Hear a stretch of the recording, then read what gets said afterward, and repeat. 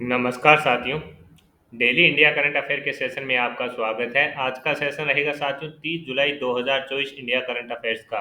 इस सेशन के अंदर साथियों जितनी महत्वपूर्ण पर्सन इंडिया करंट अफेयर्स के बन रहे हैं वो मैं आपके साथ शेयर करूंगा। साथ ही उन प्रश्नों से जुड़े हुए जो महत्वपूर्ण तथ्य आपसे पूछे जा सकते हैं उस पर भी जानकारी साझा करूंगा आपकी सुविधा के लिए। साथियों इस सेशन की पीडीएफ आपको इन्फ्यूजन नोट्स के टेलीग्राम व्हाट्सएप चैनल पर मिल जाएगी। इसके अलावा साथियों ऐप को जरूर डाउनलोड कीजिए। वहाँ पर जितने भी इन्फ्यूजन नोट्स के कोर्स हैं उनकी सुविधा आपको ई नोट्स के अंदर मिल रही है। इसके अलावा आपको वहाँ पर हरियाणा, उत्तर प्रदेश, मध्य प्रदेश, बिहार का करंट अफेयर्स डेली पीडीएफ के रूप में फ्री मिलता रहेगा। आज के दिन का पहला क्वेश्चन आपसे पूछा है, भारतीय अंतर्राष्ट्रीय फिल्म महोत्सव के निदेशक कौन बने हैं? तो आंसर हो जाएगा शेखर कपूर को साथियों भारतीय अंतर्राष्ट्रीय फिल्म महोत्सव का निदेशक बनाया गया है। मिस्टर इंडिया, बेटिट क्यून, एलिजाबेथ जैसी फिल्मों के लिए मशहूर दिग्गज फिल्म अभिनेता शेखर कपूर को भारतीय अंतर्राष्ट्रीय फिल्म महोत्सव IFFI के लिए निदेशक नियुक्त किया गया है। श्री कपूर गोवा में हर साल आयोजित होने वाले इस महोत्सव के 55वें और 56वें संस्करण का है जो नेतृत्व करेंगे। तो इम्पोर्टेंट क्वेश्चन है कि भारतीय अंतर्राष्ट्रीय फिल्म महोत्सव के निदेशक कौन बने हैं? शेखर कपूर जी को बनाया गया है। अपने लिए इम्पोर्टेंट है रहेगा। आगे बात करेंगे साथियों अगले क्वेश्चन की। अगला क्वेश्चन आपसे पूछा है कि रूस के 328वीं नेवी डे परेड में भारत की ओर से किस युद्धपोत ने है जो भाग लिया है? इंपॉर्टेंट साथियों जो पीछे उत्तर प्रदेश पुलिस कांस्टेबल का एग्जाम हुआ था जो रद्द कर दिया गया था उसके अंदर साथियों इस प्रकार का क्वेश्चन पूछा गया था। एक जो अलग अलग दिन एग्जाम हुए थे साथियों, एक बारी में इस प्रकार का क्वेश्चन था कि जो भारत का जो युद्ध पोत था उसका कहाँ पर है जो साथियों है जो उद्घाटन उसका पहुंचाया गया था और कहाँ पर उसका सम्मान किया गया था, इस प्रकार का क्वेश्चन था। आपसे पूछा है कि रूस के 328वें नेवी डे परेड में भारत की ओर से किस युद्ध पोत ने भाग लिया? INS तबर ने है जो भाग लिया है। इंपोर्टेंट कर लीजिएगा। भारतीय नौसैनिकों ने 28 जुलाई को रूस के 328वीं नेवी डे परेड में हिस्सा लिया। इस मौके पर रूसी राष्ट्रपति व्लादिमीर पुतिन ने भारतीय नौसैनिकों से है जो सलामी ली। भारत की तरफ से नेवी डे परेड में युद्ध पोत INS तवर ने है जो भाग लिया यानी शामिल हुआ। तो मतलब क्या है साथियों कि INS तवर है जो इसके अंदर है भाग लिया है। तो ये क्वेश्चन अपने आप में इम्पोर्टेंट है रहेगा। अगला क्वेश्चन आपसे पूछा है कि हाल ही में T20 महिला एशिया कप 2024 है किसने जीता? तो आंसर हो जाएगा साथियों किसने जीता है? श्रीलंका ने। इंपॉर्टेंट है रहेगा कि हाल ही में T20 महिला एशिया कप 2024 है जो श्रीलंका ने जीता है। ये इसका साथियों कौन सा संस्करण था? तो 9वां संस्करण था। श्रीलंका ने फाइनल मुकाबले में भारत को 8 विकेट से हराया। 28 जुलाई 2024 को श्रीलंका के दाम्बुला के रंगगिरी दाम्बुला अंतर्राष्ट्रीय स्टेडियम में खेले गए 9वें महिला क्रिकेट एशिया कप के फाइनल में मेजबान नेहरू भारत को साथियों 8 गेंद शेष रहते हुए 8 विकेट से हरा दिया है। तो साथियों जो 9वां संस्करण है इसके अंदर है जो विजेता बन गया है श्रीलंका। और जो साथियों 9 संस्करण है इसमें से 7 बार तो अपनी भारतीय महिला टीम चैंपियन है, एक बार बांग्लादेश चैंपियन बना और एक बार बना है श्रीलंका। तो ये अपने आप में इम्पोर्टेंट है रहेगा कि हाल ही में T20 महिला एशिया कप 2024 किसने जीता? आंसर हो जाएगा श्रीलंका ने है। तो इसका फाइनल मुकाबला साथियों ये इम्पोर्टेंट है कि कहाँ पर खेला गया था। इस प्रकार का क्वेश्चन शायद साथियों जो एग्जाम था उसके अंदर पूछा गया था, स्टेट पीसीएस का एग्जाम था किसी का, उसमें इस प्रकार के क्वेश्चन पूछे गए थे कि जो फाइनल मुकाबला है वो किस स्टेडियम में हुआ था। तो ये भी आपको यहाँ से याद रखना है। अगला क्वेश्चन आपसे पूछा है कि बिम्स्टेक सुरक्षा प्रमुखों की चौथी वार्षिक बैठक कहाँ पर हुई है? तो आंसर हो जाएगा म्यांमार में। कहाँ पर हुई है साथियों? म्यांमार में है जो साथियों बिम्स्टेक सुरक्षा प्रमुखों की चौथी वार्षिक बैठक आयोजित की गई है। और इसके अंदर देखिए चौथी वार्षिक बैठक म्यांमार में आयोजित की गई। इसमें भारत की ओर से अजीत डोभाल ने भाग लिया। राष्ट्रीय सुरक्षा सलाहकार अजीत डोभाल म्यांमार में बिम्स्टेक सुरक्षा प्रमुखों की वार्षिक बैठक में भारतीय प्रतिनिधिमंडल का है जो नेतृत्व कर रहे हैं। अपनी यात्रा के दौरान डोभाल ने म्यांमार सुरक्षा प्रमुख मो आंग से भी मुलाकात की और प्रधानमंत्री वरिष्ठ जनरल मीन आंग होइन ने बिम्स्टेक सुरक्षा प्रमुखों से जो मुलाकात की। यानी साथियों जो इसके अंदर चौथी ये जो वार्षिक बैठक है उसके अंदर है जो अपने भारत की ओर से अजीत डोभाल जी है जो भाग ले रहे हैं। ये अपने को याद रखना है, इंपॉर्टेंट रहेगा। हाल ही में पहली बार इंडिया हाउस का उद्घाटन कहाँ पर हुआ है? तो आंसर हो जाएगा साथियों पेरिस। पेरिस में पहली बार इंडिया हाउस का उद्घाटन किया गया है। साथियों जो पेरिस ओलंपिक था उसकी शुरुआत के अगले दिन है जो पेरिस के अंदर है जो इंडिया हाउस का उद्घाटन किया गया है। पेरिस में भारत के पहले कंट्री हाउस यानी इंडिया हाउस का उद्घाटन हुआ है।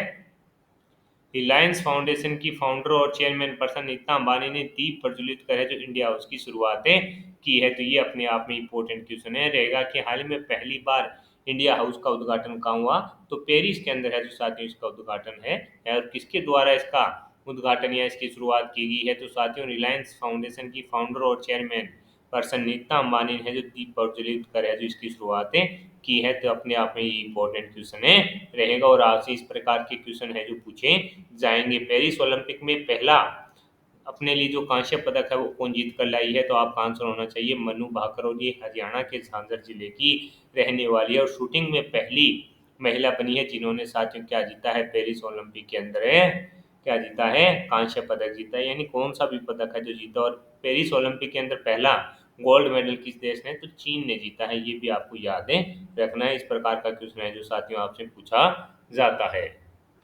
आगे बात करेंगे साथियों अगले क्वेश्चन की। अगला क्वेश्चन आपसे पूछा है कि जापान की किस सोने की खदान को यूनेस्को विरासत का दर्जा मिला है, तो आंसर हो जाएगा साथियों सादो सोने की जो खदानें हैं उनको सांस्कृतिक विरासत स्थल के रूप में जो पंजीकृत करने का फैसला किया गया है। यूनेस्को की विश्व धरोहर समिति ने जापान की विवादास्पद सादो सोनों की खदान को सांस्कृतिक विरासत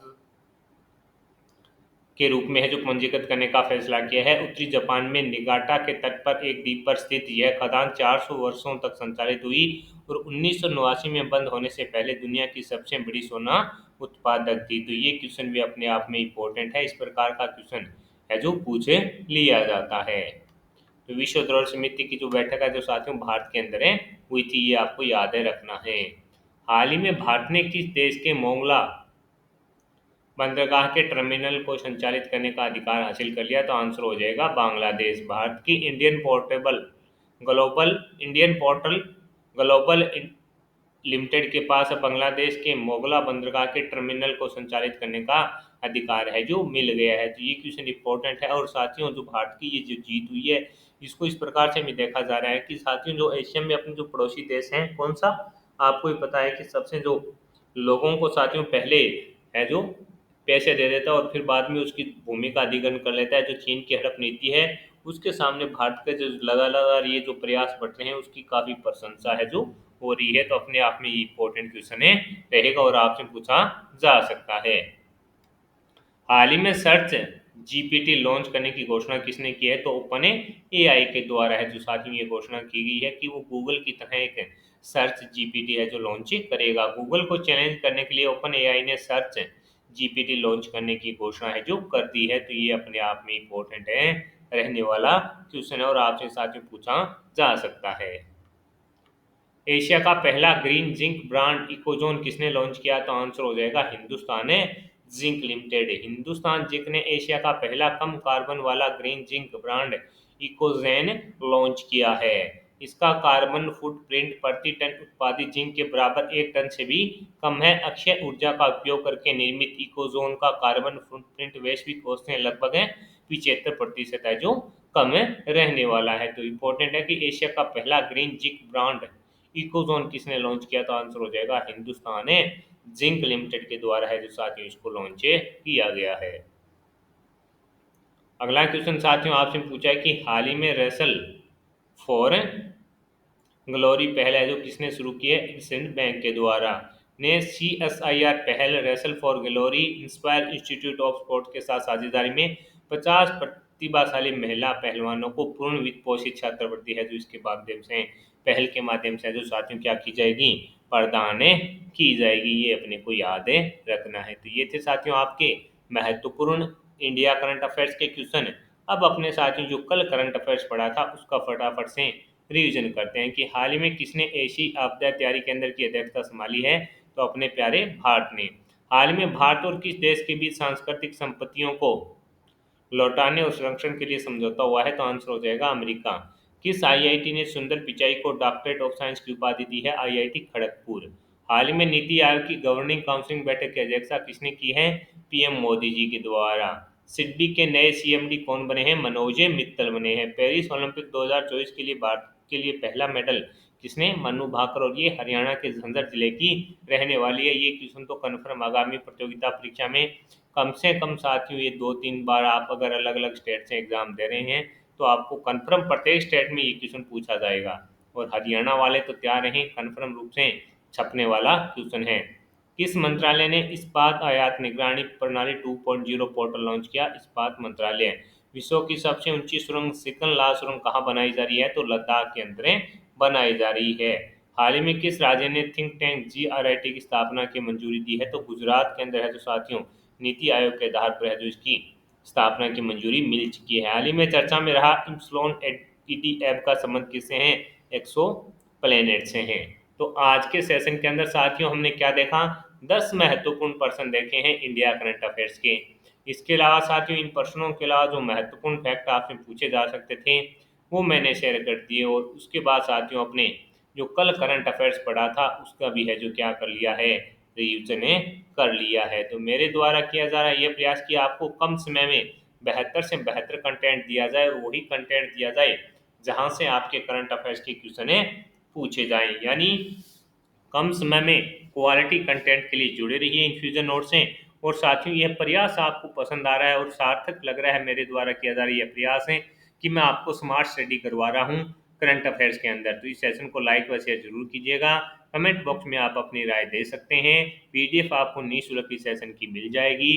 तो जुड़े रहिए इन्फ्यूजन नोट से। और अगर कोई सुझाव देना चाहते हैं तो जरूर कमेंट बॉक्स में आप अपनी राय दे सकते हैं। इन्फ्यूजन नोट्स की टीम उस पर जरूर है जो साथियों कार्य करेगी।